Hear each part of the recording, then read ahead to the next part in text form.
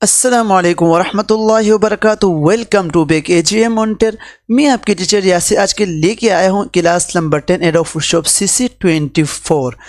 इसमें बहुत सारे एडवांस सेटिंग है जो कि मैं क्लास नंबर 9 में आपको क्रॉप टूल के बारे में बताया था। क्रॉप टूल क्या है, बेसिकली क्या काम करता है।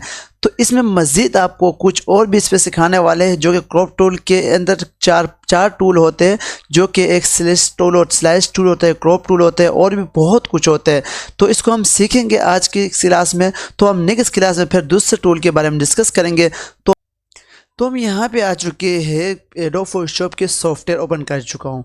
तो यहाँ पे क्या करना है, बेसिकली जो काम हम करना है, तो यहाँ पे हमारा काम है क्या है, एडोब फोटोशॉप बेसिकली ये जो सेटिंग है यहाँ पे आपको कुछ सेटिंग बनाना है, ठीक है। तो एडोब फोटोशॉप बेसिकली इस तरह सेम खुलता है। तो मैं यहाँ पे कुछ इमेज उठा चुका हूँ। तो यहाँ पे सबसे पहले हम डिस्कस करते हैं इस इमेज के बारे में, क्रॉप टूल के बारे में, जो कि आपको पहले समझा चुका हूँ। ये क्रॉप टूल क्या, अगर बेसिकली इस तरह क्रॉप करो तो ये इंटर करो, ये क्रॉप हो जाता है, ठीक है। ये तो आपको समझा चुका हूँ ऑलरेडी। तो इसके बाद यहाँ पे और एक टूल आता है, इसमें एक और टूल आता है यहाँ पे। तो ये वाला टूल है, आज इसके और इन तीन टूल बारे में डिस्कस करेंगे, ठीक है। इस तीन टूलों के बारे में डिस्कस करेंगे। आप बस ठीक है, क्रॉप टूल क्या है, तो इसका क्या काम करते हैं। इसका बेसिकली जो काम है वो ये है कि एक इमेज है उसको रोटेट है, जैसे पर यू डॉक्यूमेंट बना हुआ है, तो इसको सेम बिल्कुल स्ट्रेट करने के लिए ये टूल यूज़ होता है।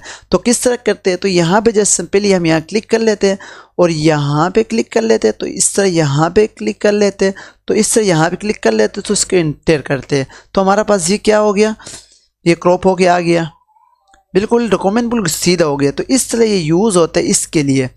तो इसके बाद हमारा पास और टूल इसके अंदर ही, यहाँ पे ये टूल तो हो गया, आपको यह समझ आ गया होगा।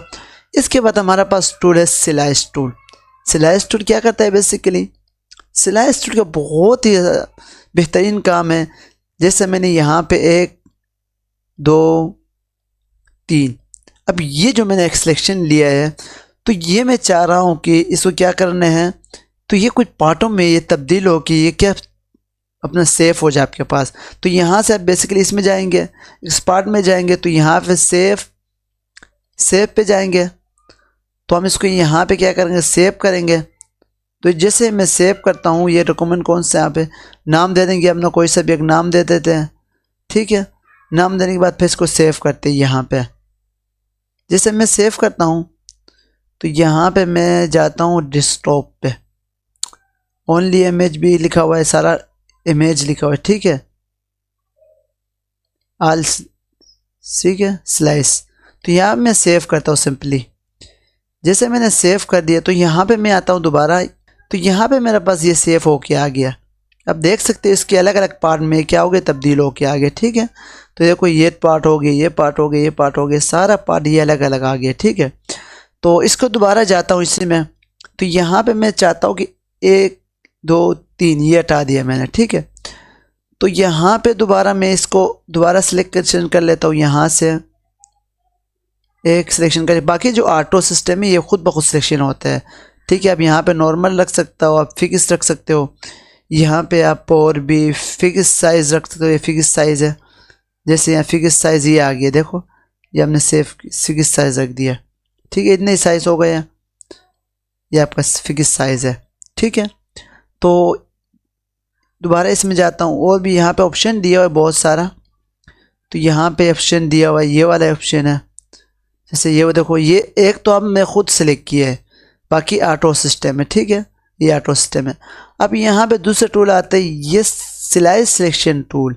ये क्या करता है, इसको बेसिकली क्या करता है, इसको ऊपर करने के लिए, ज़्यादा करने के लिए इसको यूज़ होता है, ठीक है। स्लाइस सिलेक्शन टूल देखो यहाँ पे, ये स्लाइस सिलेक्शन टूल। अब मैं यहाँ पे दोबारा इसको सेव करके आपको दिखाता हूँ, क्योंकि देखो 1 2 हमारे पास 2 इमेज, 3 3 4 5, हमारा पास 5 इमेज सेव होने हैं। फिर कैसे सेव होगा, ये मैं दोबारा इसमें जाता हूँ, फिर एक इस पोर्ट पे जाता हूँ, यहाँ पे सॉरी, फिर यहाँ पे जाता हूँ, फिर इसको दोबारा क्या करता हूँ, सेव करता हूँ। दोबारा इसको मैं सेव करता हूँ यहाँ पे, जैसे मैंने सेव कर लिया तो दोबारा ये सेव हो गया आएगा, ठीक है। तो दोबारा मैं इधर जाता हूँ, दोबारा इसको रिपीट करता हूँ, देखो ये हमारे पास सेव हो गया आ गया। ठीक है। तो सेम बिल्कुल इस तरह सेव होता है। तो इसका काम यही है, बस स्लाइस सिलेक्शन टूल का काम इस तरह ही होता है, ठीक है।